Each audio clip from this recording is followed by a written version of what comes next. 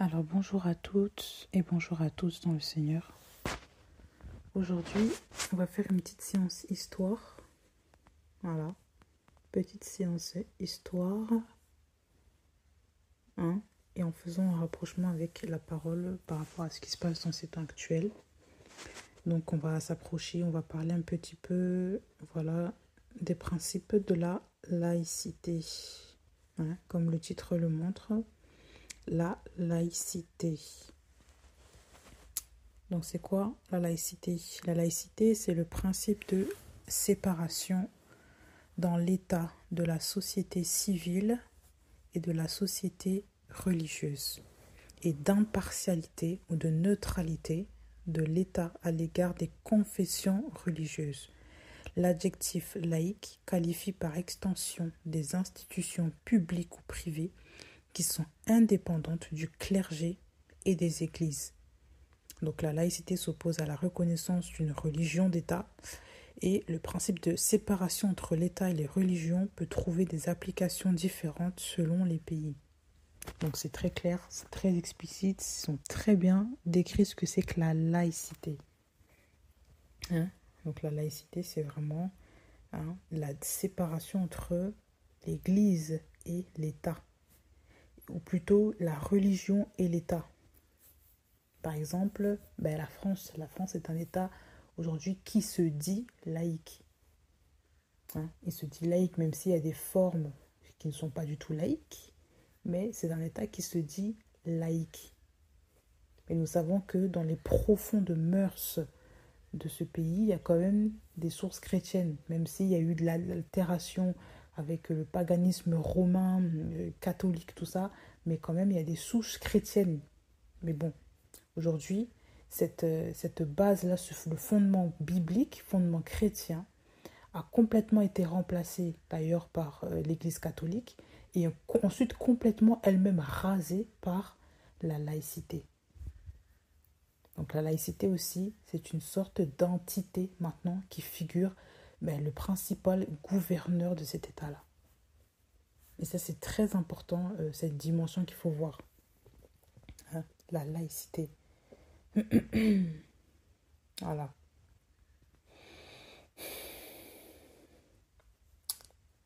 Regardez comment on peut dire le terme laïque.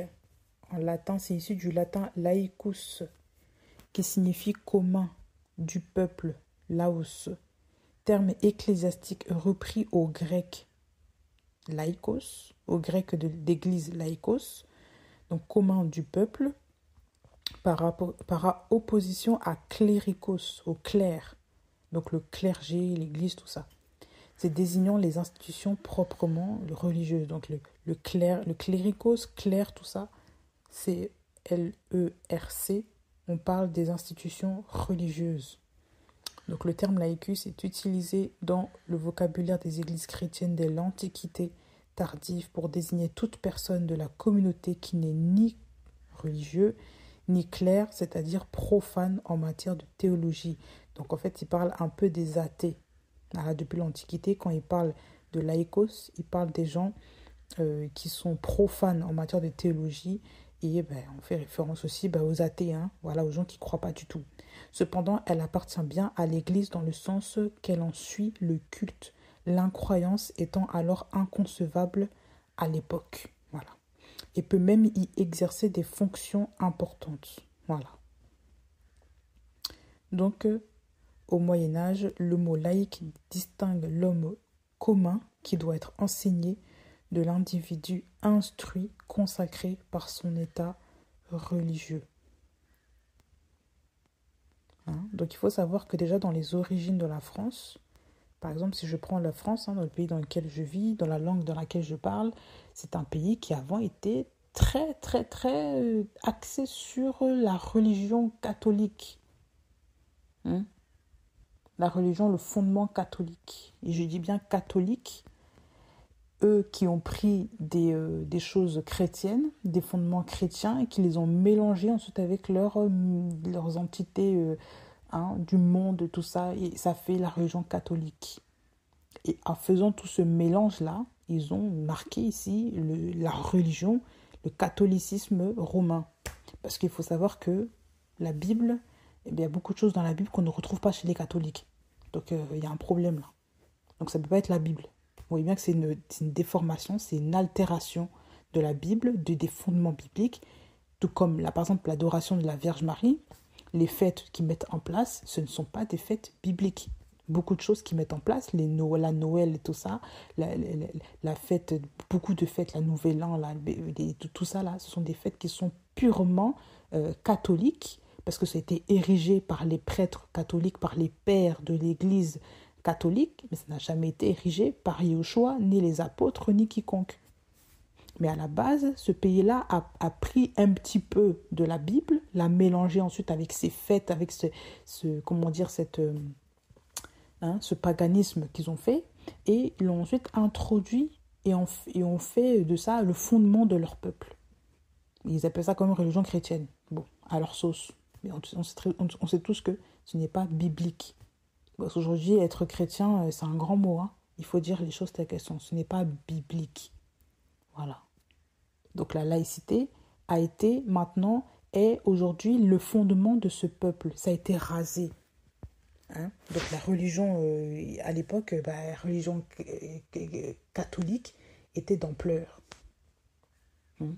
Les catholiques persécutaient les protestants, ils persécutaient les gens qui n'adhéraient pas à leur doctrine.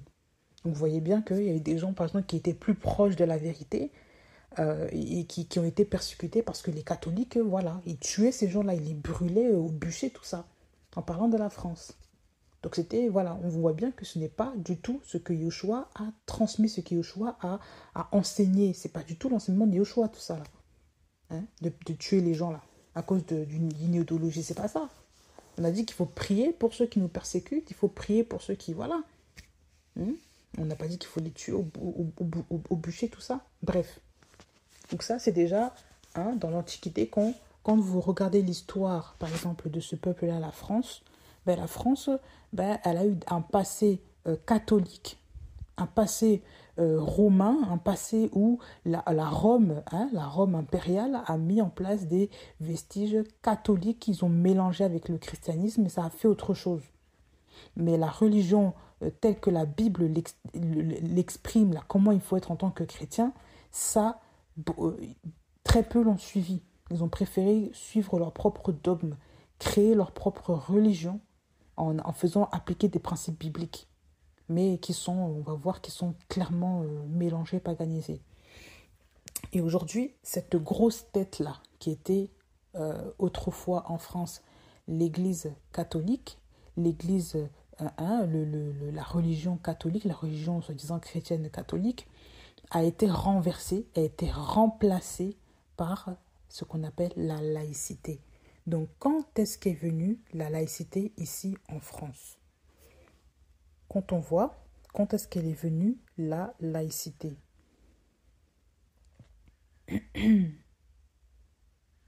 Déjà, si on voit par rapport à l'histoire, ici on vous dit que le concept de laïcité trouve ses racines dans les écrits des philosophes grecs et romains tels qu'Épicure, Marc Aurèle, ceux des penseurs des Lumières comme Locke, Bayle, Diderot, Voltaire, les pères fondateurs des États-Unis tels que James Madison, Thomas Jefferson, Thomas Paine, et en France à travers les lois de Jules Ferry.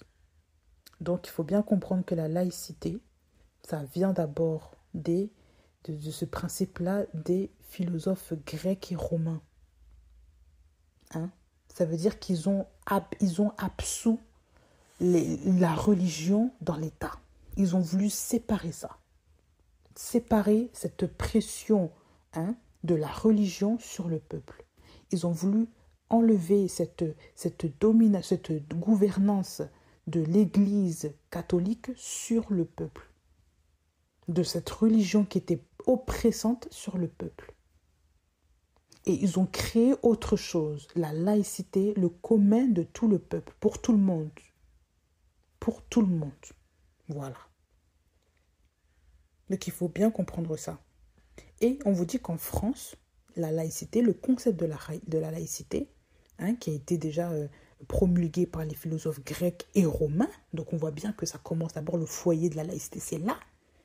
Hein? Faut bien comprendre ça. Le foyer de la laïcité, là, c'est en Europe ici. En Occident, c'est là où les choses ont commencé. Parce que quand vous regardez au Moyen-Orient, là, ça ne s'applique toujours pas. Quand vous regardez en Afrique, là, ça ne s'applique toujours pas. Il y a beaucoup de peuples là qui ne l'appliquent pas. Ceux qui veulent suivre les tendances occidentales s'y appliquent. Mais ceux qui gardent leur mouvement traditionnel, quelle que soit la religion, ils ne séparent pas l'État de la religion. Mais ces principes-là sont venus d'abord d'Occident, ici. Le foyer, là, la souche, là, c'est l'Europe. On vous dit bien que ça provient des philosophes grecs et romains. Donc, en France, c'est venu à travers les lois de Jules Ferry. Un peu d'histoire. Jules Ferry, qui est-il? Pour ceux qui connaissent un peu la France, ceux qui connaissent le pays dans lequel ils vivent, la langue dans laquelle je parle, ceux qui vivent en France, pour ceux qui vivent en France, et ceux qui connaissent un peu la culture générale, on sait très bien que Jules Ferry est celui qui a instauré plusieurs choses en France, dont l'instruction de l'école. C'est lui qui a mis en place l'école là, de manière officielle. L'école pour tout le monde de manière gratuite. Donc Jules Ferry, c'est un grand homme aux yeux de la France. C'est un homme qu'il faut respecter. Parce que c'est un des pères aussi de la France. Quand je dis un des pères, ça veut dire qu'il a transmis des choses, des valeurs très importantes pour la France. J'entends bien pour la France. La France reconnaît cet homme-là dans son palmarès comme une tête, comme une grosse tête. C'est comme un ancêtre important. Et si on clique sur Jules Ferry, on vous dit que c'est un homme qui est né en 1832 dans les Vosges et qui est mort en 1893 à Paris. C'est un homme d'État français. Donc, regardez déjà sa position. C'est un homme d'État français. Donc, voilà. Donc, il a fait quand même pas mal de choses. Il était président du Conseil des ministres, président du Sénat français, ministre des Affaires étrangères, ministre de l'Instruction publique et des Beaux-Arts, voilà, maire de Paris, sénateur français, député français. Donc, voilà. C'est un homme très important. Et comme on le connaît, on vous dit, il est considéré, après sa mort, comme l'un des pères fondateurs de l'identité républicaine. Et il est l'auteur des lois instaurant l'instruction obligatoire et gratuite en France. Il est vu comme le promoteur de l'école publique laïque, gratuite et obligatoire. Donc c'est par lui qu'aujourd'hui vos enfants sont soumis d'aller à l'école. C'est par lui que vos enfants sont soumis d'être instruits par les écoles. Que vous voyez les écoles, quelles qu'elles soient privées, publiques, tout ça, c'est par lui que ces choses-là ont été mises en place. Donc c'est une école publique, laïque, gratuite et obligatoire. Donc c'est lui qui est l'auteur, qui est à l'origine des écoles publiques laïques. Laïques. On vous précise bien. Voilà. Et on vous dit que c'est un homme qui avait un fort engagement pour l'expansion coloniale française, en particulier dans la péninsule indo-chinoise. Voilà. Voilà ce qu'on repère un petit peu de lui. Donc voilà, il est issu d'une famille catholique vosgienne, donc des Vosges. Voilà. Voilà ce qu'on sait de lui. Il a été élève dans un collège, puis au lycée, machin. Bref, c'est un homme qui a étudié, on le sait. Et c'est un homme aussi qui devint avocat réputé et qui se passionne pour les choses publiques, se spécialisant rapidement dans la défense des républicains. Voilà. Et qu'est-ce qu'on vous dit? Une chose, il faut mentionner quelque chose quand même d'important. Parce que si vous ne regardez pas l'origine, la vie des gens là, vous n'allez pas comprendre leurs œuvres actuelles. Donc regardez, on vous dit, le 8 juillet 1875, les francs-maçons donnent une grande solennité à sa réception par le Grand Orient de France, au sein de la loge La Clémente Amitié. Il y est reçu en même temps qu'Émile Littré et que Grégoire Wiroboff, autre disciple d'Auguste Comte. Dans une lettre adressée à Charles Cousin, président de la loge, celui-ci déclare: ayant affaire à une confession intellectuelle devant ceux qui veulent bien m'admettre parmi leurs frères, je déclare adhérer au principe de philosophie morale que j'ai trouvé il y a une quinzaine d'années dans des livres du fondateur de la philosophie positive. Une grande publicité est faite au discours que Littré prononce à cette occasion et la presse en donne un large écho. Et on vous dit ensuite que par la suite, Jules Ferry appartient à la loge Alsace-Lorraine. Donc on vous dit que c'est un homme qui a adhéré à quoi? À la franc-maçonnerie, qui a adhéré à la loge Alsace-Lorraine, parce qu'il a adhéré au principe de philosophie morale, qu'il a trouvé par le biais d'un des fondateurs de la philosophie positive. Donc c'est un homme qui s'est beaucoup instruit, qui a beaucoup lu des livres et qui a dit que ça c'est bien, ça c'est normal, il faut qu'on enlève la pression de la religion sur l'État, il faut qu'on enlève cette domination sur l'État et on va instaurer une laïcité. Et il a adhéré au mouvement franc-maçonnique. Si on pouvait enseigner ça aux élèves, je pense que beaucoup de parents retireraient leurs enfants de l'école. Mais comme aujourd'hui peu de gens font des recherches, il y a peu d'instructions, il y a peu de...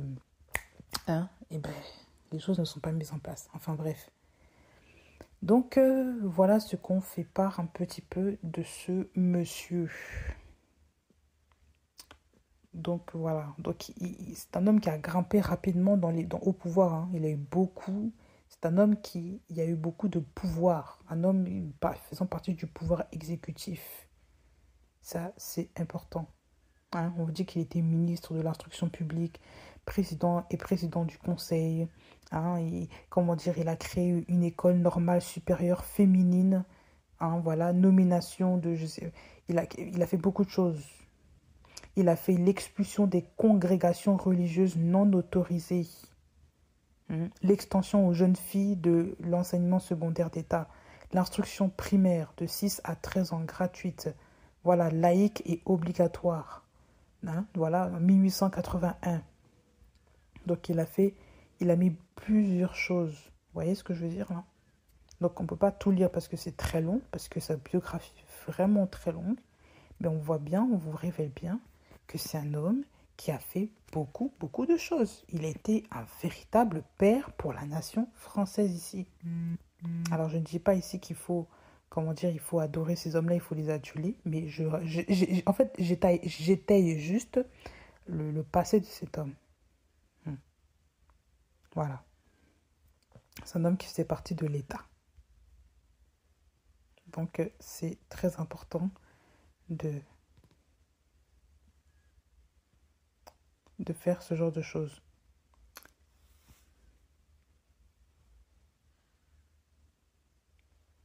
Voilà. C'est un homme qui n'avait pas peur du gouvernement. Voilà.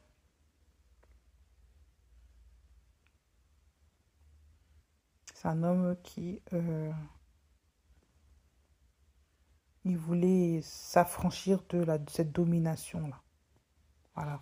Et on vous dit que sa loi de 1882 aussi, donc école laïque et instruction obligatoire, à cause de l'obligation d'utiliser la seule langue française, a sérieusement réduit l'usage des langues locales, en particulier le breton ou l'occitan.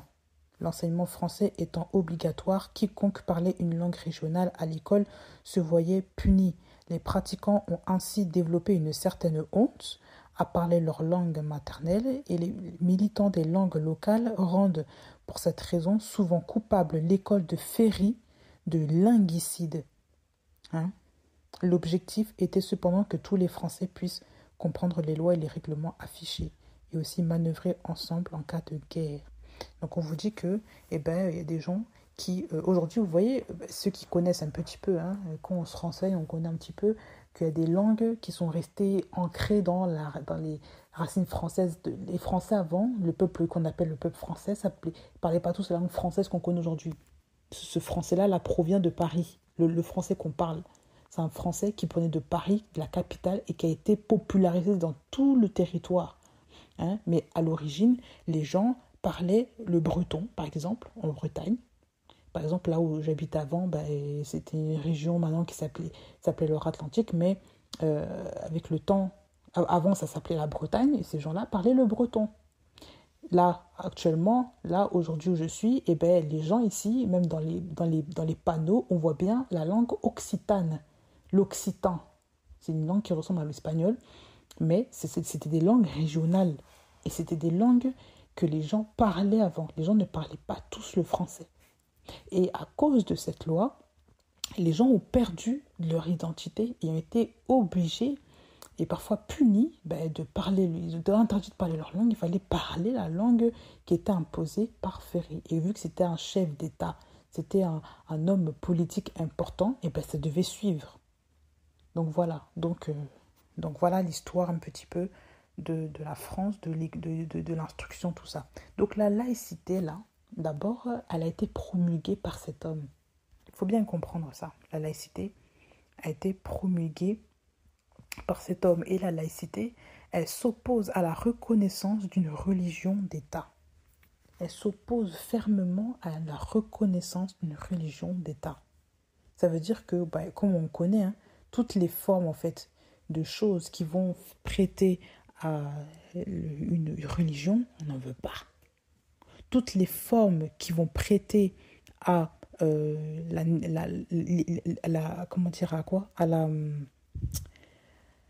toutes les formes d'État, toutes les formes de choses, d'institutions, de manières qui vont prêter de manière publique, dans le public, de manière à vouloir adorer un El, adorer un Elohim, faire référence à un El, faire référence, voilà, on n'en veut pas.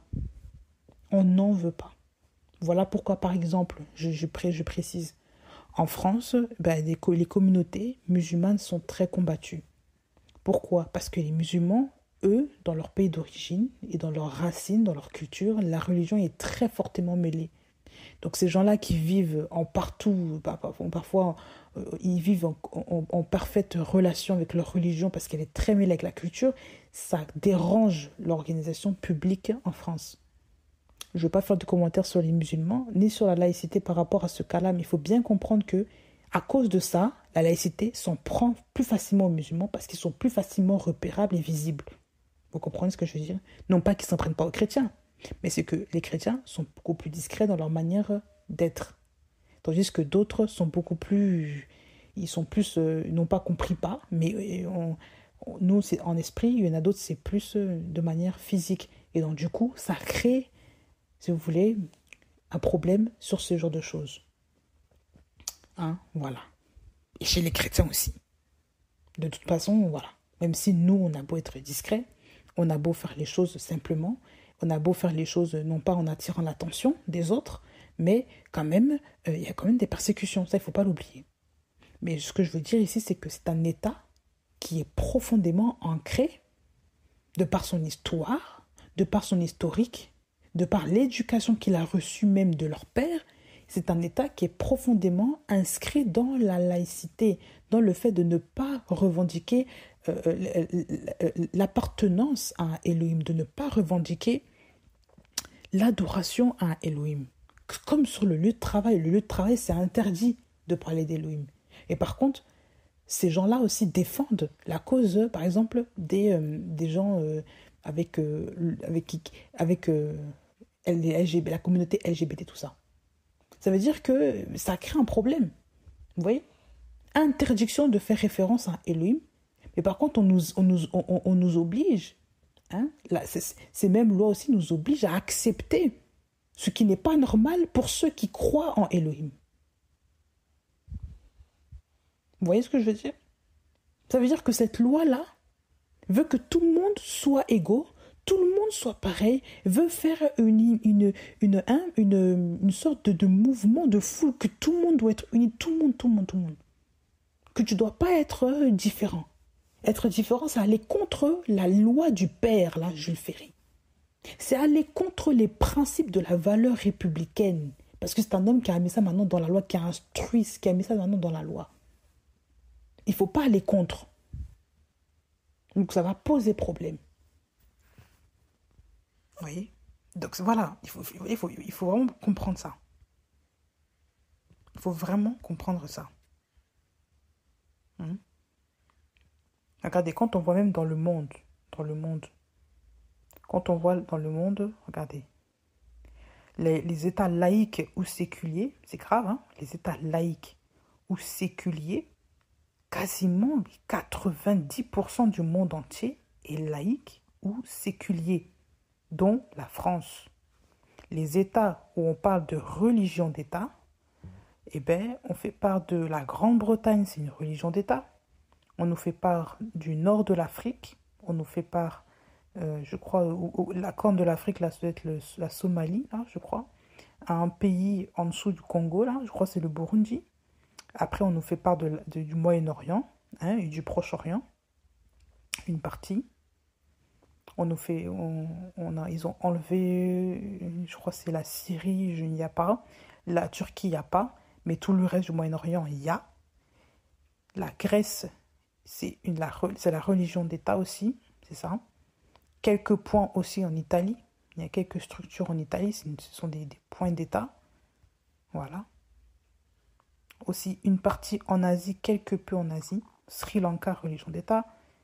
Même l'Inde, c'est séculier. Hein. Le Groenland, religion d'État. Je crois qu'ici, en Amérique latine, on voit juste le Panama ou un tout petit pays au centre, ça doit être religion d'État. Tout le reste, hein, ce sont des États laïques. Tout le reste, ce sont des États laïques. Ouais, vous vous rendez compte là? Tout le reste. État laïque. Et là, ils sont en train de décrire quel pays, tout ça. Les pays qui sont, hein, voilà.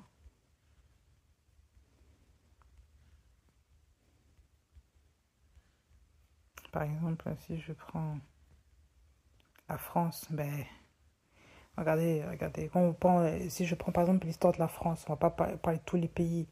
La France, ici la France. En France, le concept de laïcité est avant tout une histoire conflictuelle opposant tout au long du XIXe siècle deux versions de la France. Les catholiques qui avaient joué un rôle décisif dans la Révolution de 89, avec le ralliement du clergé au tiers-État, sont durablement traumatisés par la persécution qui les frappe sous le régime de la terreur. La majorité d'entre eux soutient le camp conservateur au XIXe siècle contre une partie de la société civile plus progressiste et acquise aux idées des Lumières. Donc les gens commençaient à se tendre plus vers l'idée des Lumières. Voilà, ils avaient peur, ils voulaient absolument faire un bras de fer. En fait, les catholiques voulaient faire un bras de fer avec les philosophes. La conception française de la laïcité est, dans son principe, la plus radicale des conceptions de la laïcité, quoiqu'elle ne soit pas totale. La justification de ce principe est que, pour que l'État respecte toutes les croyances de manière égale, il ne doit en reconnaître aucune. De ce fait, l'État n'intervient pas dans la religion du citoyen, pas plus que la religion n'intervient pas dans le fonctionnement de l'État. Vous voyez ? C'est clair, hein? L'organisation collective des cultes doit se faire dans le cadre associatif. La laïcité à la française pose comme fondement la neutralité religieuse de l'État. L'État n'intervient pas dans le fonctionnement de la religion, sauf si la religion est persécutée. L'État garantit, donc comme ils disent l'article 1 de la loi du 9 décembre 1905, l'État garantit l'exercice des cultes. Donc ce principe a été énoncé essentiellement en deux temps. Bref, sous la Révolution française, en 1789, et la loi du 9 décembre 1905, tout ça. La laïcité à la française s'appuie essentiellement sur trois piliers, rappelés dans le rapport Stacy: la neutralité de l'État, la liberté de conscience et le pluralisme. Le principe de laïcité ne s'est appliqué qu'aux citoyens et en France métropolitaine. Dans les colonies et même en Algérie départementalisée, la population d'origine indigène n'avait pas la pleine citoyenneté et le droit qui s'appliquait faisait une large place aux coutumes locales, y compris en matière de place des cultes, des structures religieuses et de leurs ministres.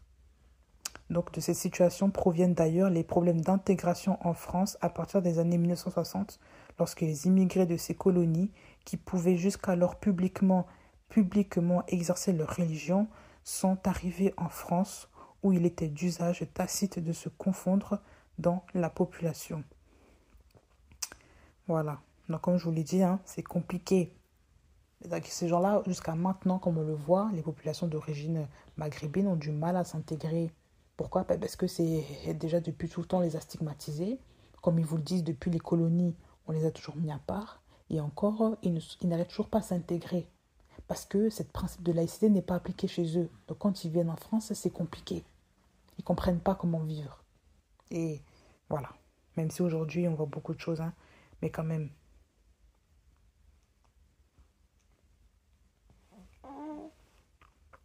Donc, cette laïcité-là, ce principe de laïcité, c'est quelque chose qui... On voit beaucoup de choses, On voit beaucoup de choses. C'est vraiment... On voit quand même pas mal de choses.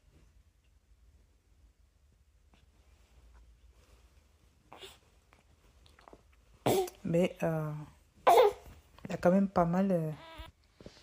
Alors, il y a quand même pas mal de choses quand on voit dans l'histoire.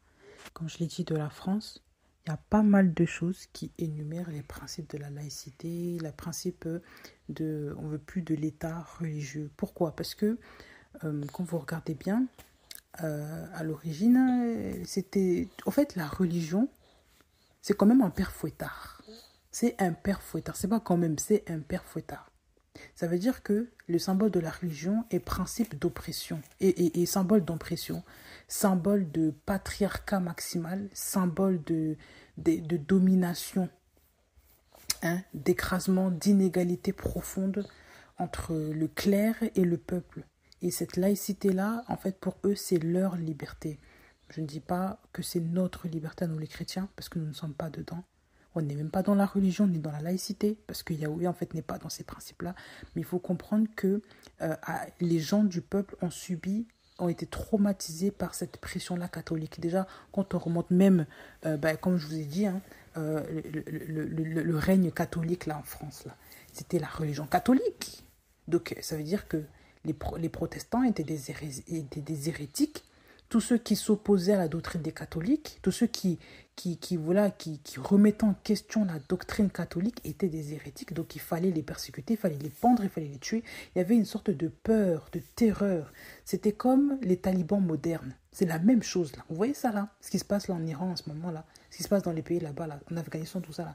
C'est la même chose. C'était la même chose en France, au Moyen-Âge, tout ça là. Moyen-Âge, c'était la même chose. Et au fur et à mesure, les gens en ont marre. Donc, ils se sont affranchis de ça. Et ils ont remplacé la religion catholique par la laïcité. La laïcité est venue par plusieurs choses.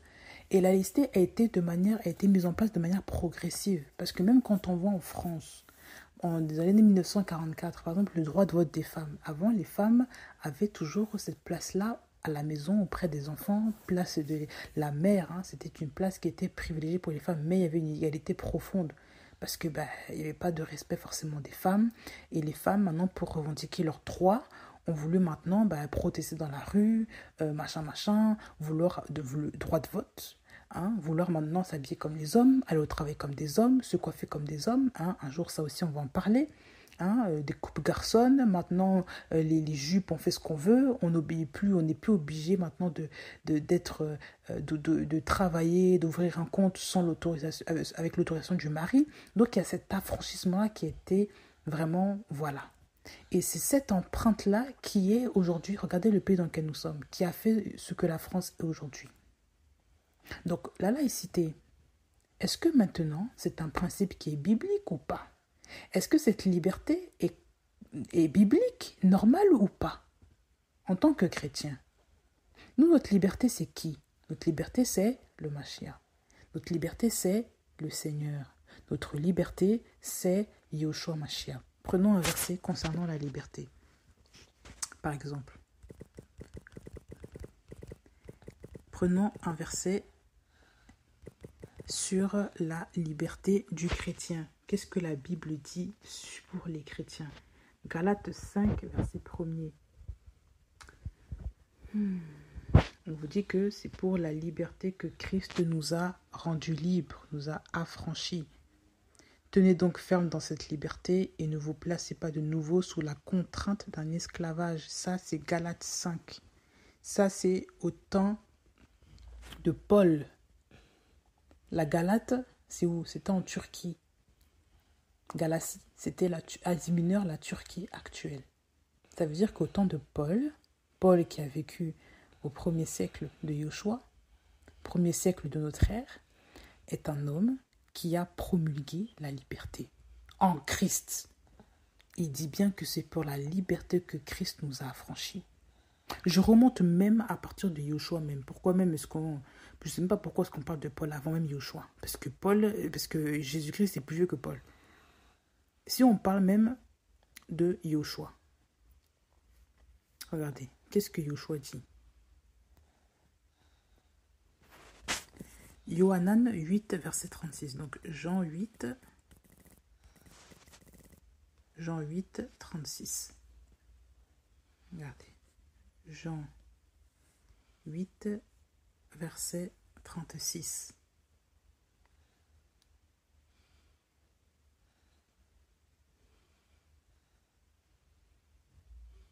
Si donc le Fils vous rend libre, vous serez vraiment libre. Yahushua dit, par exemple au verset 34, il dit, si on remonte, quiconque pratique le péché, est esclave du péché. Or, l'esclave ne demeure pas toujours dans la maison, le Fils y demeure pour l'éternité. Si donc le Fils vous rend libre, vous serez vraiment libre. Donc la liberté, c'est Yahushua. Il dit, c'est le Fils vous rend libre. Vous serez vraiment libre. Donc c'est le Fils qui rend libre. C'est Yahushua lui-même qui est le Fils d'Élohim qui nous rend libre. Il ne faut jamais oublier ça. Ce sont des principes à ne jamais oublier. Voilà. Et maintenant, on revient sur Paul. Paul dit ici, Galates 5, verset 1er, c'est pour la liberté que le Mashiach nous a affranchis. Il nous a rendus libres. Et il dit ensuite, tenez donc ferme dans cette liberté, dans la liberté du Mashiach. Et ne vous placez pas de nouveau sous la contrainte d'un esclavage. Ça veut dire que les Galates avant étaient sous la contrainte, sous peut-être de l'esclavage, la pensée de ce peuple, la pensée des réformateurs du temps, la pensée de voilà. Mais ils voulaient qu'ils demeurent, que les Galates demeurent dans la liberté du Mashiach. La liberté de croire pleinement à l'évangile du Mashiach. Et non pas de croire à une philosophie quelconque. Non pas de croire à une philosophie bizarre, non pas de croire à un mouvement bizarre. Non, il fallait croire en l'évangile du Mashiach. Ça, c'est très important. Il dit encore, en prenant notre verset, 2 Corinthiens 3, verset 17. Or, le Seigneur, c'est l'Esprit. Et là où est l'Esprit du Seigneur, là est la liberté. Donc la liberté, notre liberté à nous, ce n'est pas la liberté du peuple de ce monde. Notre liberté, nous, c'est l'Esprit, là où est l'Esprit du Seigneur. Donc c'est l'Esprit du Seigneur Jésus, l'Esprit du Seigneur Yahushua Mashiach qui nous promulgue cette liberté.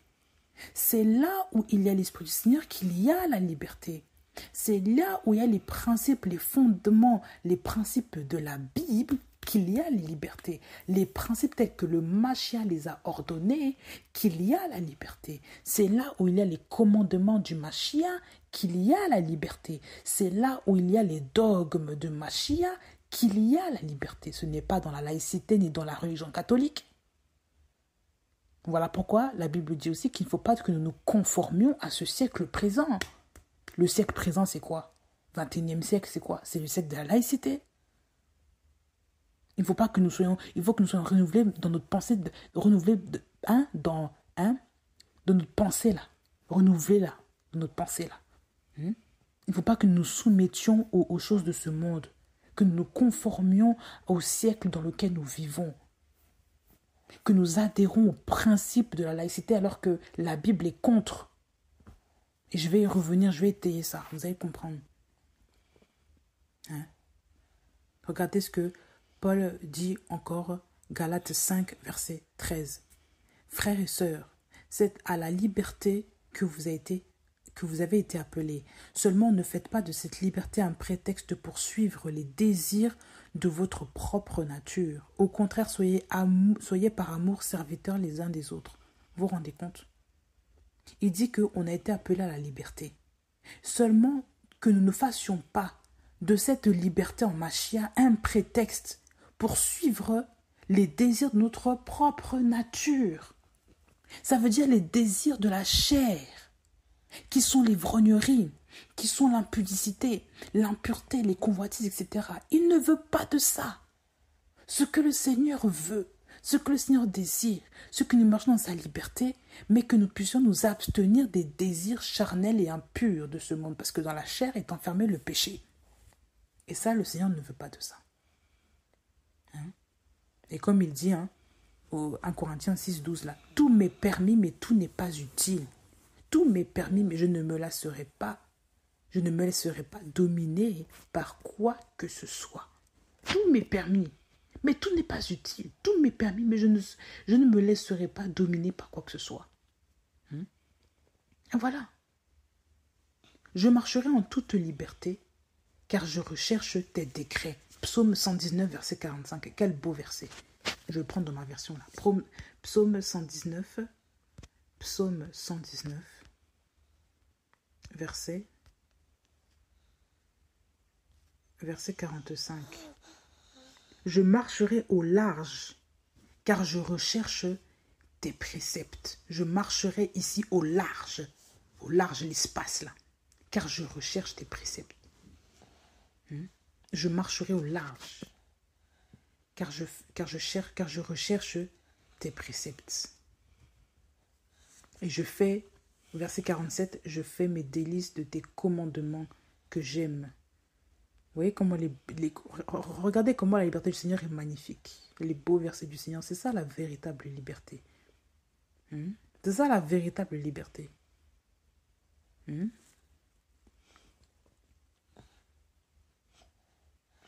La véritable liberté est là. Regardez, Jean 8, verset 31-32. Jean 8, je vais prendre ma version. Jean 8, versets 31 et 32. Yahushua donc disait aux Juifs qui avaient cru en lui, « Si vous demeurez dans ma parole, vous serez vraiment mes disciples. Et vous connaîtrez la vérité. Et la vérité vous rendra libre. » Donc la liberté, c'est quoi? C'est connaître la vérité. Or, Yahushua dit que je suis le chemin, la vérité et la vie. Donc, les choses sont claires. La liberté, ce n'est pas faire du n'importe quoi avec son corps. La liberté, ce n'est pas se déshabiller devant les gens. La liberté, ce n'est pas se promener comme une courtisane dehors. La liberté, ce n'est pas fumer des joints devant les gens parce que, soi-disant, on fait ce qu'on veut de notre corps. La liberté, ce n'est pas mettre la musique à ne pas d'heure respecter. La liberté, ce n'est pas se mettre nu devant les gens. La liberté, ce n'est pas, je sais pas quoi, insulter la religion de l'autre. La liberté, c'est connaître la vérité. La liberté, c'est ça. C'est connaître Yahushua. Vous vous rendez compte là? La liberté, c'est connaître le Mashiach. Or, la religion catholique n'a jamais fait connaître le Mashiach parce qu'elle l'a occulté en mélangeant la boue avec les principes, en enlevant en mettant un tout petit peu de Bible et mettant beaucoup de mensonges. Donc, ce n'est plus la Bible. C'est maintenant une religion satanique.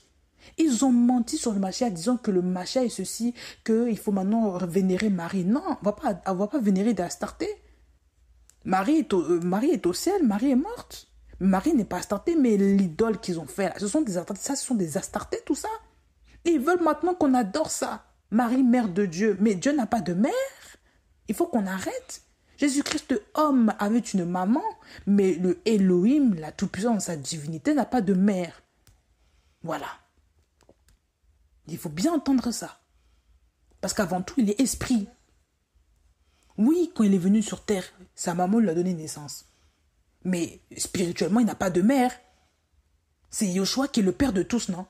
On dit que, même la Bible dit que n'appelez personne votre père, car vous n'avez qu'un seul père. Votre père qui est dans les cieux.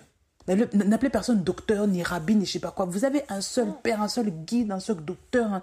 N'appelez personne machin, mon père, machin. C'est quoi cette histoire? Même ce délire-là d'avoir l'intermédiaire comme pape là qui va prendre tes péchés et les amener vers Dieu pour qu'il te pardonne, ça c'est du mensonge. On a tous maintenant l'autorisation d'aller vers le Père, on n'a pas besoin d'un pape. Donc ça c'est déjà des bêtises.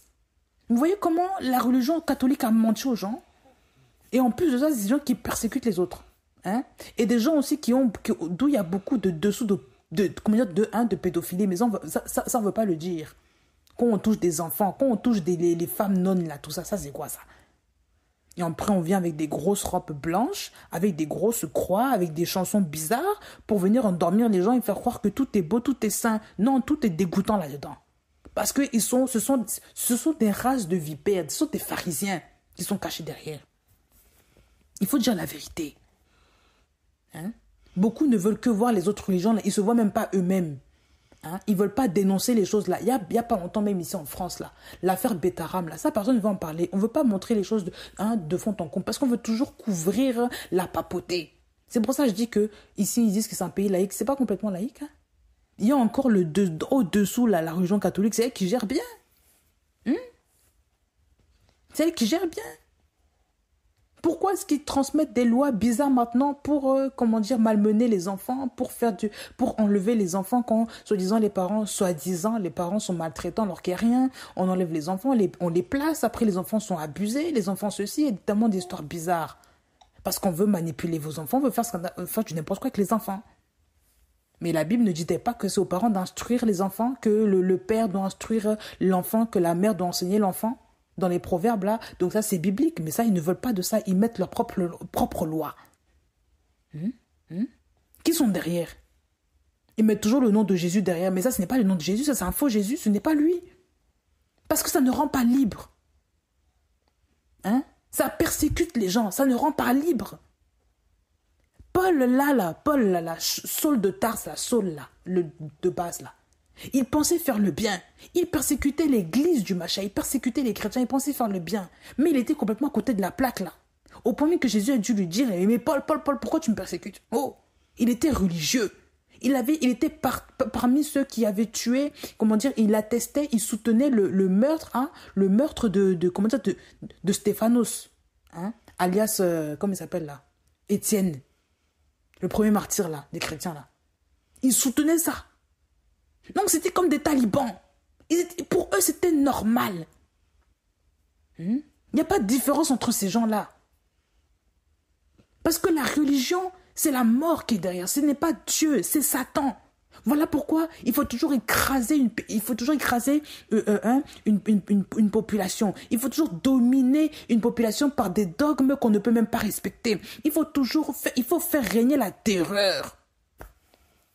Et comme cette religion-là est une religion de terreur, voilà pourquoi elle va commencer à détruire les autres. Voilà pourquoi ils voulaient s'affranchir de cela en remplaçant cela par la laïcité. Hein, par le laisser passer tout. Mais qui n'est pas bon non plus. Donc ça veut dire que maintenant, quand vous voyez même dans les mœurs françaises, le français, quand on lui parle de Jésus, il ne veut pas entendre de ça. Parce que dans la mémoire de ses ancêtres, donc les gènes de ses ancêtres qui sont en lui, là, ils disent que ça c'est dangereux. Là. Quand on parle de Jésus, là, ça c'est les catholiques, tout ça, il faut pas entendre ça. Là. À part c'est vraiment des religions, à part ce sont des gens qui sont très pieux, les catholiques, tout ça, mais en général, là, si tu parles du Jésus de la Bible, ils veulent pas entendre ça, c'est compliqué. Eux, ils disent non, non, non, aujourd'hui, on est libre de croire ce qu'on veut, on est libre, libre. Et c'est ce qu'ils vont sortir. Ils vont dire, en France, on est libre. Regardez, même quand vous entendez les Français, quand on vous parle de quelque chose, ils disent que nous, on est libre, on veut ça, on est libre, on veut, ils veulent toujours réclamer leurs droits. Parce que eux, leur mentalité, c'est leur liberté, hein, selon eux, la laïcité, le fait de tout faire quand on veut, laisser passer tout. La liberté dans le désordre. Voilà. On les a conditionnés maintenant à ne plus être dans l'obéissance à l'autorité. Parce qu'il y a une autorité sous qui ils étaient soumis, c'était du n'importe quoi. Ça les a écrasés. C'est pour ça qu'aujourd'hui, quand vous voyez ils ne peuvent pas respecter leur président. Regardez comment ils parlent du président. Regardez comment ils rabaissent le président. Pour même que le président se prend des dévolés, des claques, des gifles, de tout ce que vous voulez. Un manque de respect total envers le père de la France actuelle, là. Hein? Voilà, c'est pas normal. Comment est-ce qu'on peut manquer de respect à l'autorité du gouvernement, même si tu n'aimes pas ce qu'il fait là, mais tu peux pas quand même l'insulter comme ça, parce qu'on leur a enseigné qu'il faut se rebeller contre les autorités qui dominent parce qu'ils font du n'importe quoi. C'est un enseignement qui est là dans leur gène depuis. Et ça ne date pas d'aujourd'hui. Quand vous voyez même l'histoire de Louis XVI a été décapité par qui? Par le peuple lui-même, non? Et à cette époque-là, hein, l'époque de Louis XVI, c'était vraiment le règne de l'Église sur le peuple, tout ça, avec l'État. Ils étaient en symbiose, donc forcément, ça crée des problèmes. C'est-à-dire que ce peuple-là a grandi dans ce bras de fer avec leur autorité paternelle, l'Église catholique. C'est pour ça qu'aujourd'hui, très peu de Français se réclament d'être des chrétiens. Ils ne veulent plus revenir à la religion authentique, la Bible. Quand on leur parle de la Bible, là, ils prennent ça soit en vanité, soit ils rejettent ça, soit ils font juste ça à Noël parce qu'il y a la fête. Mais en temps normal, il n'y a pas d'enracinement, il n'y a rien. Et quand on leur parle maintenant de sanctification, d'avoir une vie, ils pensent directement que c'est la domination. Hein? On revient maintenant à un enseignement rigoriste. Tout ça, non. Vous voyez ce que je veux dire? Ah oui. Et là, je parle de la religion catholique, hein, mais les autres religions, là, c'est pareil. Pourquoi est-ce que les gens fuient là, leur pays d'origine, là, ils viennent tous se vautrer ici en France? Parce qu'ils savent que la France, là, on laisse souffler. Si c'est dans leur pays d'origine, là-bas, c'est compliqué. Parce que ça crée toujours des problèmes. Parce qu'ils se sont tellement oppressés, là, que c'est comme si quand ils font quelque chose, c'est on les réprime avec la loi de leur livre, là, sacré, là. C'est compliqué.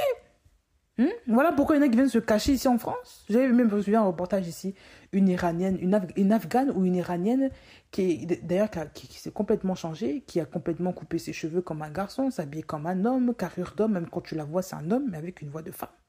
Une tête d'homme, tout comme homme. Pourtant pas lesbienne, hein, mais elle s'est coupé les cheveux parce que son rêve c'est de devenir un homme. Tellement dans leur pays on opprime les femmes.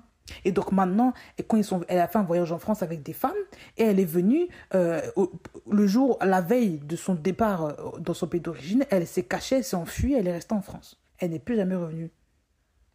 Et les femmes qui devaient partir sont retournées dans leur pays en pleurant parce qu'elle l'a cherchée, elle ne l'a pas trouvée. Mais elle a profité pour se cacher en France, pour s'évader, pour ne pas retourner dans son pays d'origine le jour escompté où elle devait retourner. Parce qu'il y a tellement d'oppression dans ces pays-là c'est la terreur. À cause de leur religion, les gens ne sont plus libres.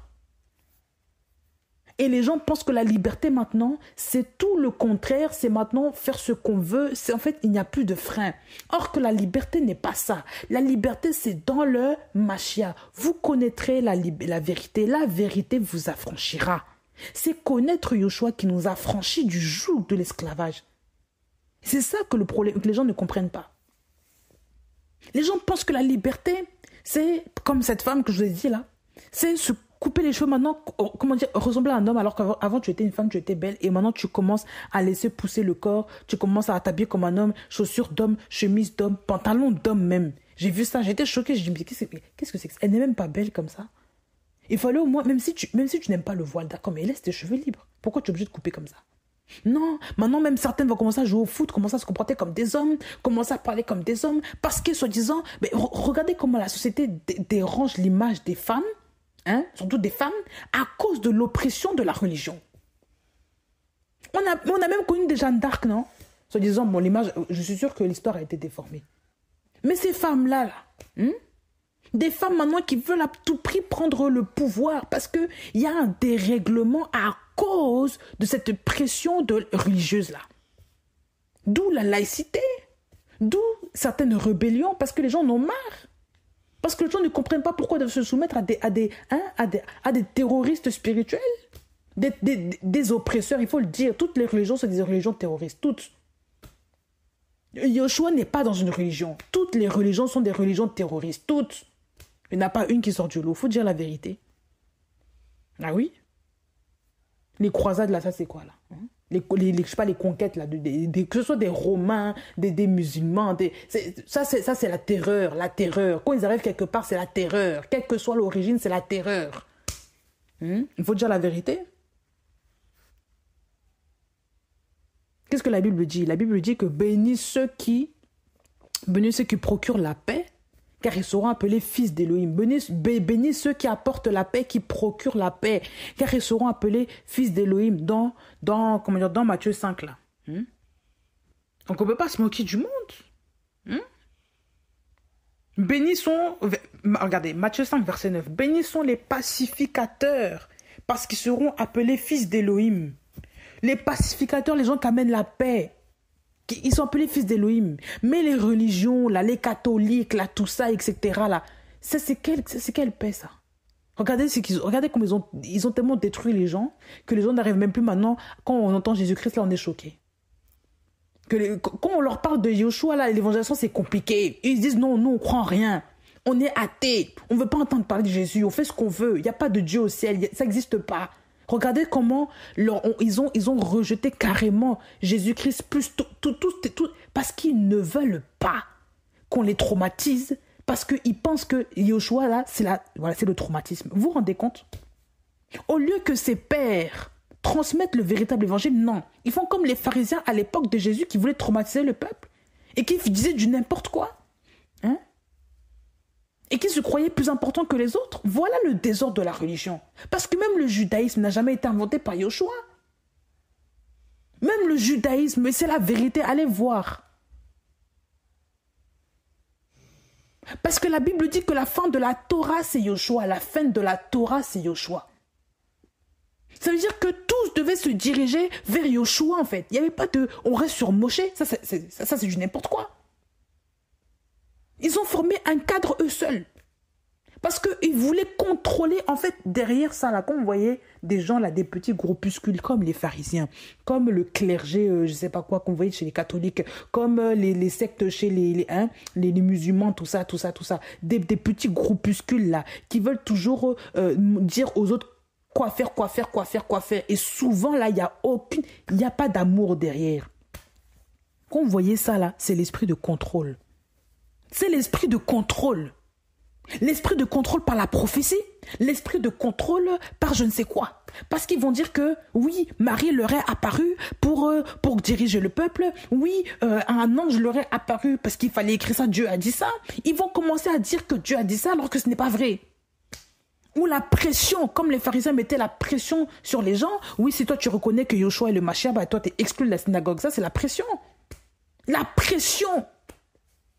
Alors que Yoshua, tous les signes étaient marqués, tous les prophètes ont parlé de lui, mais ils le savaient, mais ils ne voulurent pas le reconnaître. Mais la Bible en parle. Ça veut dire que les religieux, quels qu'ils soient, sont contre aujourd'hui les véritables enfants d'Élohim. Et si vous vous opposez clairement, vous affichez clairement qui vous êtes, ils vont vous combattre. Ils vont vous combattre. Ça veut dire dans ce temps de la fin, là, il y aura trop de combats.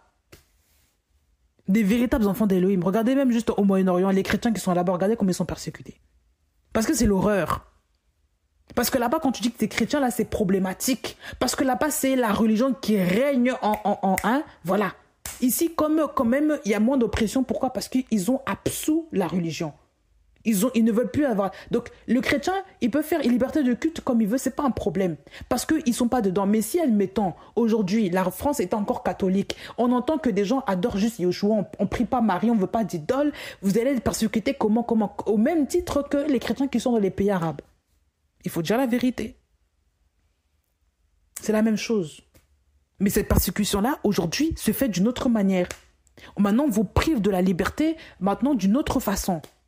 On vous contrôle par beaucoup de systèmes, par beaucoup de moyens. On vous interdit de dire Yoshua même dans je sais pas quoi, au travail. On vous interdit de professer votre foi dans certains lieux, tout ça. Ça, c'est pas normal aussi.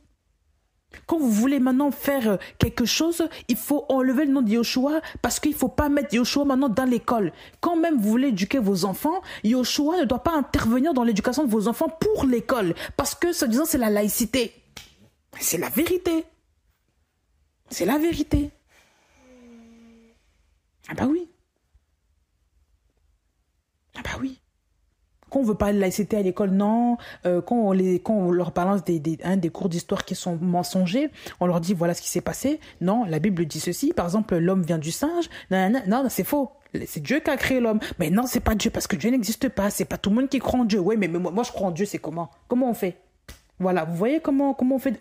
On leur force à inculquer des cours, des enseignements qui sont anti-bibliques, clairement, babyloniens, tout ce que vous voulez, et on leur dit que c'est que l'homme descend du singe. Et que le singe a été créé par la nature, il s'est créé comment, on ne sait pas trop. Donc ça veut dire que la nature maintenant est devenue le Elohim de l'homme. Ça, c'est pas possible ça. Vous voyez ce que je veux dire? Regardez comment aujourd'hui il n'y a plus d'enseignement sur la Bible, il n'y a plus rien. Et on met les enseignements catholiques, le catholicisme ce n'est pas le fondement de la Bible. Au lieu de revenir aux versets purs de la Bible, ils ne veulent pas de ça. Ils ne veulent pas de ça. C'est pour ça qu'il faut beaucoup protéger vos enfants, il faut beaucoup prier pour vos enfants. Surtout ceux qui vont à l'école là. Il faut prier pour vos enfants. Parce que c'est difficile ce temps de la fin là, il y aura beaucoup de pression. Non seulement regardez tout ce qui est les choses LGBT là pour enseigner les enfants, les genres, tout ça, les genres. Tu peux devenir une fille alors que tu es un garçon, tu peux devenir un garçon alors que tu es une fille. Est-ce que c'est normal? Regardez ce qu'on veut inculquer dans la tête de vos enfants, de vos boutchous, de vos bambins là. Aussi petits soient-ils, on veut déjà leur déranger l'esprit avec cet esprit-là de laïcité, d'acceptation de l'autre, qu'il faut accepter maintenant que quelqu'un, tu peux te changer. Vous voyez cette fausse liberté-là? Au premier que maintenant, les gens commencent à prendre conscience qu'il y a un problème, qu'il faut laisser les enfants tranquilles. Mais il fallait déjà dire ça depuis avant. Mais comme la laïcité déjà a pris un pied depuis longtemps, ça laisse maintenant libre cours à tout. À tout. La laïcité même dans la procréation. Maintenant, pour protéger, soi-disant, les femmes, il faut les contrôler avec des pilules, il faut les instruire. Pour eux, l'instruction, c'est se protéger des relations sexuelles qui sont non protégées. Pour eux, c'est ça la protection. Il faut prendre des pilules, c'est ça la protection de la femme. Il faut prendre des pilules pour éviter des grossesses, des maladies, la mort. Ah bon? Parce que la grossesse, maintenant, est une maladie. Pour dire qu'il faut la protéger. C'est devenu maintenant un vaccin. Ta pilule est devenue un vaccin maintenant contre les maladies, soi-disant. Si une femme maintenant est dans le péché, admettons une femme qui est avec son mari, elle est mariée, elle est selon le Seigneur, son mari n'est pas adultère, elle non plus, ils ont des rapports ensemble. Donc ça veut dire que si la femme tombe enceinte, donc ça c'est un péché parce qu'elle est tombée enceinte, elle a fait des enfants rapprochés. Pour eux, ça, une femme qui fait ça, c'est une femme qui n'est pas instruite. C'est une femme là qui couche en désordre. Mais elle avec son mari, elle fait ce qu'elle veut, ça ne nous regarde pas, on n'a pas à contrôler ces couples-là. Mais eux veulent contrôler les couples. Pourquoi? Parce que derrière, là, c'est la mentalité de la laïcité. Voilà la laïcité. On veut maintenant, et quand maintenant tu leur parles de la religion, moi je ne prends pas ça. Mais non, mais madame, il faut comprendre que la science dit que... Mais la science n'est pas mon Elohim. Vous voyez comment... Regardez le système présent. Là. Et beaucoup maintenant de femmes adhèrent à ces systèmes. Maintenant veulent marcher selon la tendance de ce siècle. Pourquoi? Parce qu'elles se sont déjà conformées à ce siècle présent. Que ce soit pour les enfants, que ce soit l'éducation des enfants, que ce soit votre propre vie à vous, on veut rentrer dans votre intimité pour maintenant ramener la laïcité dans la maison. Dans certains pays, l'avortement, là, c'est interdit parce que c'est contre les lois bibliques, c'est contre les lois d'Elohim. Ils ne veulent pas de ça. Ils savent que avorter un enfant, c'est tuer, c'est enlever ce que Yahweh a donné. Ils savent très bien, il y a beaucoup de pays qui savent ça, qui sont contre ça. Mais regardez en France, il y a une loi carrément qui est sortie. Déjà, la loi, tout ce qui est par rapport à l'IVG, les lois IVG, tout ça, c'est en vigueur depuis combien de temps? avec la loi Veil, tout ça. La femme peut avorter, machin, machin. Regardez là où la laïcité mène. Regardez le désordre, la liberté de la femme, l'expansion de la femme, et machin, machin, machin, machin. Regardez là où ça veille. La France a fait de la femme un tombeau. Il faut dire la vérité telle qu'elle est. Je déclare des phrases qui sont fortes, mais des phrases qui doivent être entendues, qui doivent être répétées et dites tout haut. La Bible dit que la Bible dit que Yeshua a dit que ce que je vous dis dans l'oreille, il faut le répéter tout haut. Là. Il ne faut pas cacher les choses. Beaucoup de gens ne veulent plus voir ces choses-là. Pourquoi est-ce que vous prenez des choses, la pilule du lendemain, pilule contraceptive, qui vont tuer votre corps à petit feu? Vous allez commencer à déclencher des maladies. Après, si vous-même qui allez vous plaindre, oui Seigneur, je suis malade, je suis malade. Mais qu'est-ce que tu ingères? Qu'est-ce que la Bible dit?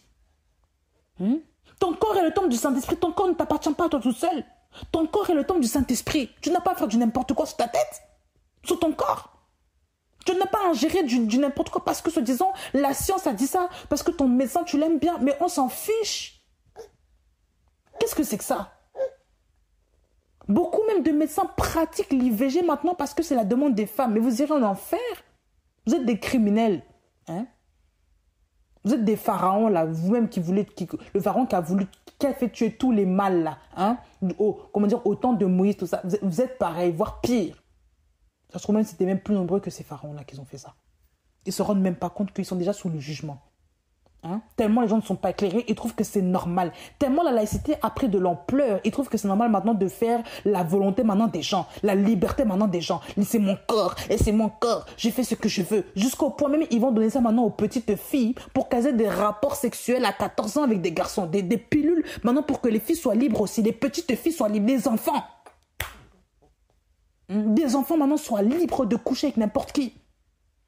Parce que ce disant c'est leur corps, ça leur appartient. Regardez maintenant, regardez même comment les adolescents ici parlent à leurs parents. Maman, c'est bon, j'ai fait ce que je veux. Laisse-moi tranquille. Liberté, la laïcité, c'est ça. Regardez tout ce que ça engendre sur la société. Regardez la rébellion que ça donne. Quand Pierre disait que dans ce temps de la fin, là, les enfants seront beaucoup rebelles envers les parents, il y aura beaucoup de ça, il n'y aura plus d'amour. Mais on est là. Pourquoi? Parce que c'est l'ère de la laïcité, tout simplement. C'est le temps de la laïcité. La laïcité, là, c'est comme une grosse bête. Une grosse bête qui siège et qui domine sur l'Europe. Et qui veut contaminer tout le monde. Et que si tu ne le fais pas, elle va persécuter maintenant ceux qui croient en Elohim et qui ne veulent pas, se soumettre à la loi d'Elohim. Ils vont vous persécuter. Ben oui, parce que la laïcité est contre les principes bibliques. Elle est contre tout ce qui s'élève, tout ce qui professe d'Elohim. Elle ne veut même pas entendre un iota de la parole d'Elohim. Parce qu'on ne veut pas de ça. Ils ont absous l'existence d'Elohim. Quand vous regardez même la laïcité, ça provient des philosophes grecs, romains, tout ça. Quand vous regardez même l'histoire des philosophes français, des philosophes, les Lumières, tout ça, le mouvement, ce sont des gens qui ont enlevé la racine d'Elohim. Ils ont enlevé Elohim dans tous leurs ouvrages. Ça veut dire que ce monsieur-là, Jules Ferry, qui a mis ça en place là, il ne croyait pas en Dieu. Et d'ailleurs même, on vous dit qu'il a adhéré au système des francs-maçons. Il a adhéré à un système de valeurs morales. Ils ont enlevé Elohim. Quand vous regardez les philosophes, ces philosophes-là ont arraché, ils ont enlevé les principes d'Elohim. Ils ne voulaient plus parler de la déité. De rien, plus de principe, juste l'homme et le elle de lui-même. L'homme doit chercher le bonheur maintenant par lui-même. Voilà les principes de... Voilà ces principes-là. Vous vous rendez compte? Vous vous rendez compte? Est-ce que vous vous rendez compte là? Je ne sais pas, hein, si vous vous rendez compte de l'ampleur là, de ces derniers temps là. Regardez. 2 Pierre 3, verset 3. Sachant avant tout ceci, que dans les derniers jours, des moqueurs viendront, se conduisant selon leurs propres désirs, et disant, où est la promesse de sa parousie?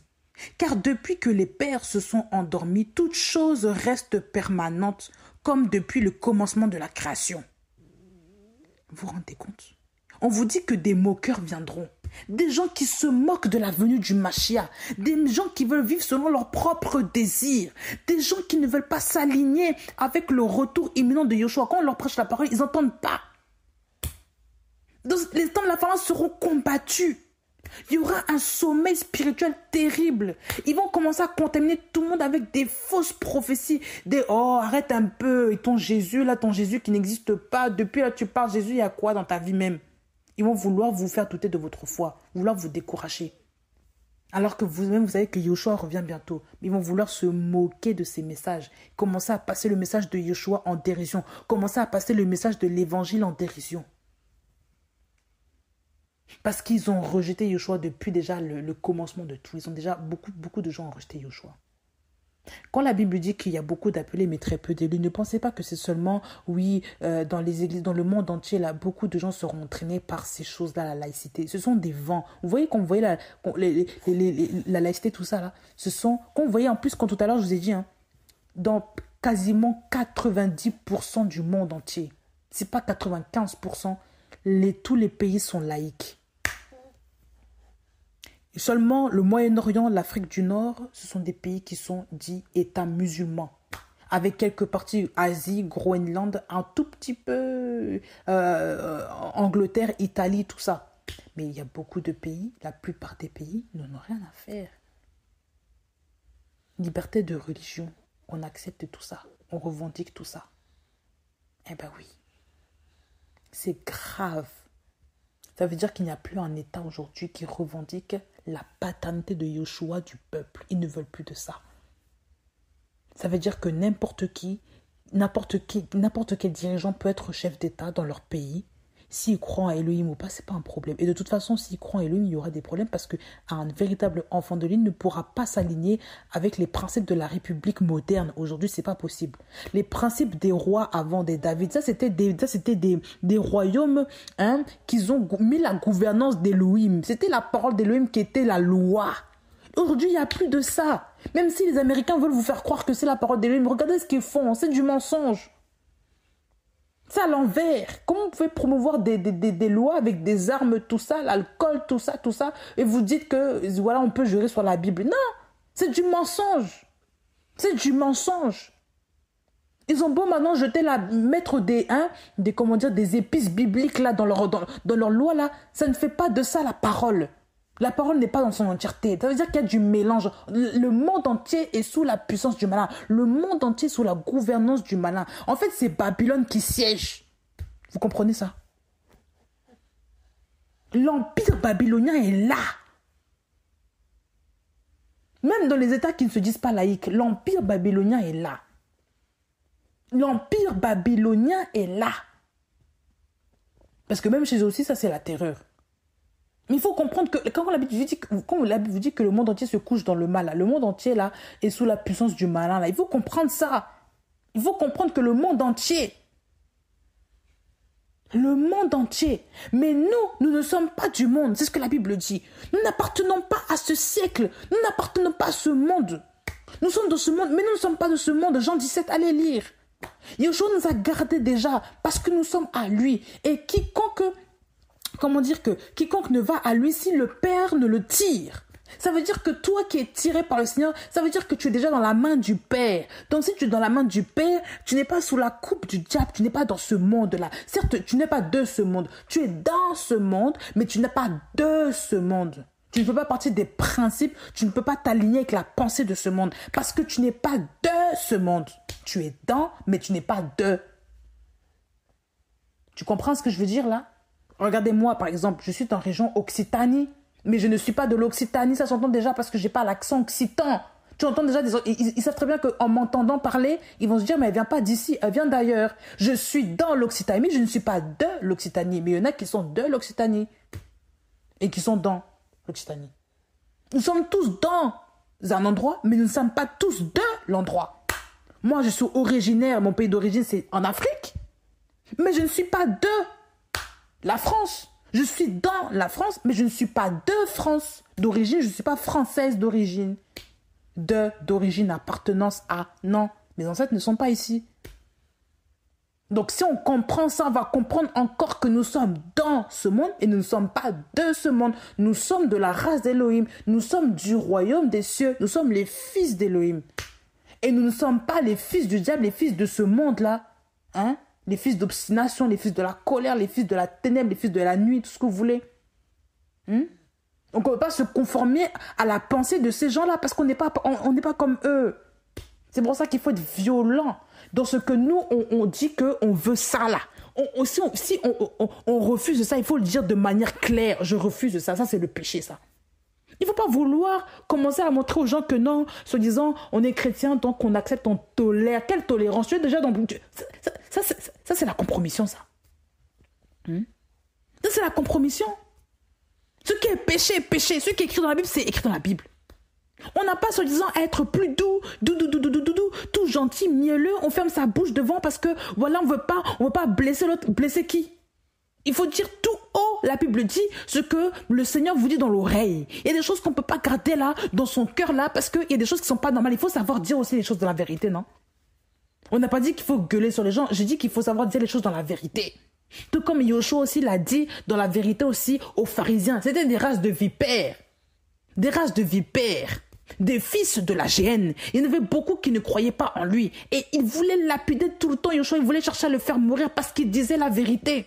Ça veut dire que dans ces temps de la fin, on aura beaucoup de persécutions. Que vous ne voulez pas, c'est écrit. Ah oui. Jésus-Christ même l'a dit que vous qui voulez me suivre, vous serez haïs de tous à cause de mon nom.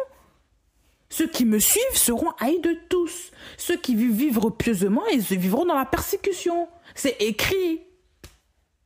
C'est écrit. On ne peut pas mentir dessus. Même dans ta propre famille, mon frère, ma soeur, tu vas avoir de la persécution. Parce qu'il y a des gens qui n'aiment pas le Seigneur. Il y a des gens qui font croire qu'ils sont avec le Seigneur. Ils ne sont pas avec le Seigneur. Quand tu vas commencer à leur dire les choses en face, ce qui est écrit dans la Bible, ils ne vont pas vouloir s'aligner parce qu'eux ne sont pas du Seigneur. Ils ne vont pas aimer ça. Quand tu leur dis ce qui est écrit là, ils n'aiment pas ça. Ils ne veulent pas entendre. Ils veulent toujours te boxer, te frapper, te hurler dessus. Parce que pour eux, ils ne sont pas dans la pensée du Seigneur. Pour eux, là, c'est un évangile étranger. Pour eux, ce que tu dis, c'est comme si ça les irrite. C'est comme si ça les brûle. Tu comprends, non? Voilà.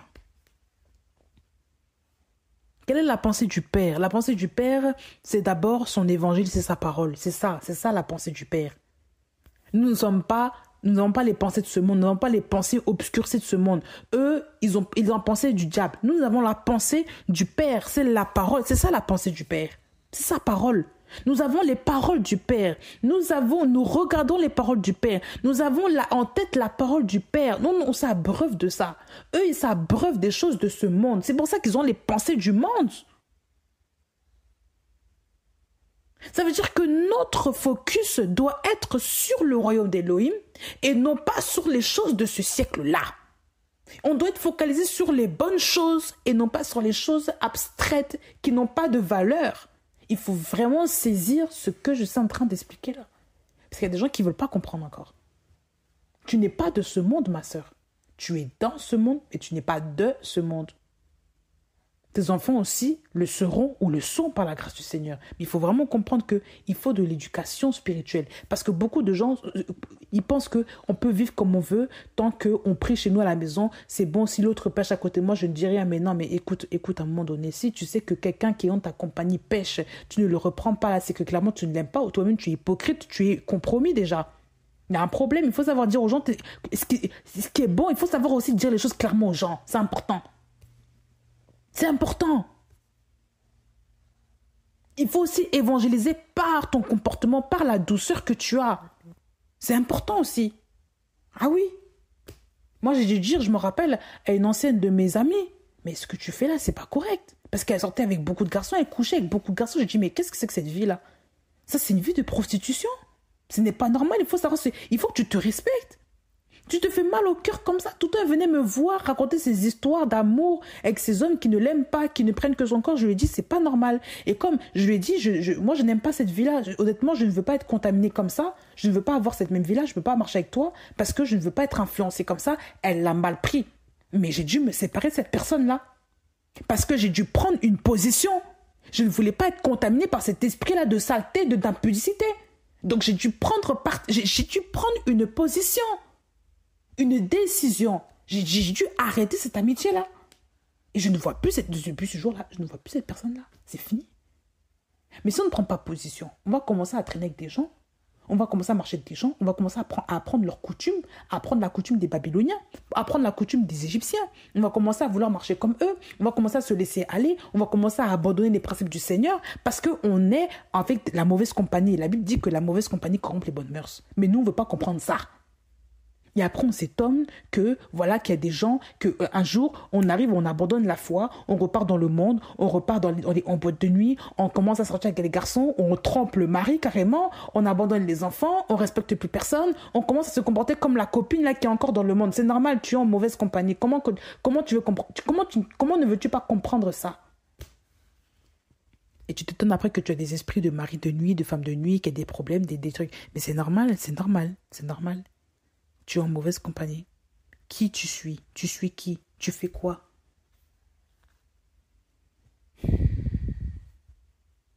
Ah oui. Comment voulez-vous qu'on vous enseigne les choses? Ce monde-là est pourri. Il n'y a rien dans ce monde. Rien. J'ai pris l'exemple de la France parce que j'y suis. Mais il y a plein de pays qui sont pareils, qui sont comme ça. Ah oui. Il y a plein. Même au temps de Yoshua, même avant, même après la mort de Yoshua, regardez comme on disait des persécutés dans leur propre pays. Regardez même comment Stéphanos s'est fait tuer là-bas. Regardez comment ils étaient. Eux, ils sont durs là-bas. Hein. Les orientaux, là, ils rigolent pas. Hein. Leurs caractères, ils sont comme ça. De leur temps, là. Donc, ça veut dire qu'aujourd'hui, là, c'est encore pire. Parce que le péché ne fait que s'accroître. Parce qu'il veut rafler le plus de gens en enfer, tout ça. Donc, il faut que nous restions sur l'évangile du Père, l'évangile du Machia. En fait, ça nous demande de prendre conscience de qui nous sommes de plus en plus à la fin de ces temps-là, de nous armer spirituellement, de beaucoup prier et de surtout revendiquer qui nous sommes réellement et fièrement. Et même si nous sommes persécutés, c'est le lot de tous les chrétiens. La Bible dit que celui qui aura supporté calmement et bravement, lui sera sauvé là. Donc, il faut que nous supportions les persécutions. Et si on peut fuir dans une autre ville, si on peut fuir là où nous sommes pour être en paix, fuyons selon l'accord du Seigneur. Mais il faut saisir une chose, c'est que les persécutions sont normales. Donc, dans ces temps de la fin-là, il y aura une ère de persécution terrible. C'est comme un vent. La laïcité, là, c'est comme un vent qui influe et qui veut saisir tout le monde. Ce sont des esprits qui sont lâchés, qui veulent saisir tout le monde. Et cette froideur qui est lâchée sur ces peuples-là va imposer de plus en plus le rejet de la croyance en Elohim, le rejet de la croyance en Machia. Voilà pourquoi les gens qui veulent suivre le Machia sont persécutés, seront persécutés et ont des persécutions. Voilà pourquoi c'est difficile aujourd'hui de parler de Yoshua Machia. Voilà pourquoi les gens sont tellement réticents, parce que il y a cette air-là. Vous voyez ce vent-là qui est soufflé sur les gens là. Vous voyez, regardez même, vous voyez ce qui passe en ce moment, la canicule là. Ça saisit tout le monde en a marre, tout le monde se met à l'abri. Mais cette ère, la laïcité là, c'est comme si c'était la canicule. C'est une canicule spirituelle qui est là. Ça saisit tout le monde. Mais maintenant, nous devons nous mettre à l'abri. Nous devons prendre nos précautions et nous devons avoir le vent de rafraîchissement de l'esprit. C'est très important. L'esprit d'Élohim qui nous rafraîchit par sa parole, qui nous donne de l'eau à boire dans le désert. Là où il fait chaud, c'est lui qui nous donne de l'eau à boire. C'est lui qui nous rafraîchit. Tout comme Agar dans le désert, là, avec Ismaël, là. Elle a crié, là. Comment dire que l'enfant, là, a pleuré. Yahweh a entendu la voix de l'enfant. Il lui a montré le puits, là, le puits de rafraîchissement dans ces temps d'oppression, là. Voilà l'eau de rafraîchissement, là. Voilà l'eau de rafraîchissement qu'il faut que nous buvons. L'eau de la parole qui est donnée, l'eau du puits de Yahweh lui-même. L'eau là, c'est la parole. Dans ces temps de canicule spirituelle, dans ce temps de la faim, il y aura tellement d'assèchement spirituel. Beaucoup de gens seront desséchés spirituellement qu'il faut que nous buvons de plus en plus ce puits spirituel-là. Ce puits, il faut que nous soyons auprès du puits de la parole, le puits de Yoshua. Il ne faut pas relâcher parce que ces temps-là seront de plus en plus difficiles. Les turbulences vont se faire de plus en plus. Vous aurez des flèches, l'absence, surtout dans ces pays-là, là, ici en Occident, là. La foi, on n'en veut pas. Ils ne veulent pas de la foi. Tout l'atmosphère même est faite pour plomber l'atmosphère, pour ne pas que tout est fait pour que l'homme n'ait plus la foi. Même les gens n'ont pas la foi. Quand vous les voyez, leur visage, il y a un problème. Il n'y a pas de le sourire, il n'y a pas la... Je sais pas quoi, il manque des choses. L'atmosphère est plombée. Vous voyez pas que ce sont des entités qui font ça. Hein? Ils font ça exprès. Ils font ça exprès. Ils ne veulent pas le réveil. Ils ne veulent pas que les gens se réveillent, que les gens aient foi. Voilà pourquoi ils vont attaquer même le moral des gens. Ils vont attaquer le moral des gens pour détruire la foi des gens. Ils vont vous attaquer, ils vont vous envoyer des papiers. Tout est fait exprès. Vous voyez, même quand on vous dit ici que la France est un pays de papier, là, tout est fait exprès pour miner le moral des gens, pour miner la vie de prière, pour miner la joie des gens. Parce que trop de préoccupations, ça fait trop de surcharge, ça fait trop de problèmes. Donc ça fait ça crée une dépression sur le long terme, ça crée des problèmes qui n'en finissent pas. Voilà le problème. Hein? Et beaucoup de gens ne se rendent même plus compte qu'ils sont dans un système dépressif. Parce qu'il y a cette atmosphère-là de anti-foi, anti-machia. C'est l'atmosphère de l'anti-machia qui est jetée là, sur les têtes des gens. Là. C'est comme le marchand de sable là, qui jette dans le... Comme ils disent, le marchand de sable là, qui jette le sable dans les yeux des enfants, là, machin. C'est la même chose. Le sommeil spirituel est jeté. Et on veut vous attraper. Voilà pourquoi il faut redoubler de prières.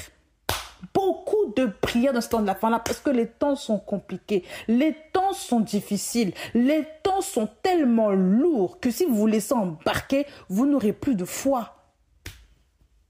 Ne vous laissez pas impressionner par le diable. Le diable a déjà été vaincu. Que Dieu vous garde, que Dieu vous saisisse. Réveillez-vous, soldats et soldates. Et que le Seigneur vous remplisse de sa miséricorde, qu'il vous remplisse, qu'il vous saisisse, que vous soyez bouillants pour son royaume et ne soyez plus terrassés, ne soyez plus taris, ne soyez plus endormis, soyez saisis par le vent de l'Esprit au nom du Seigneur Jésus. Amen.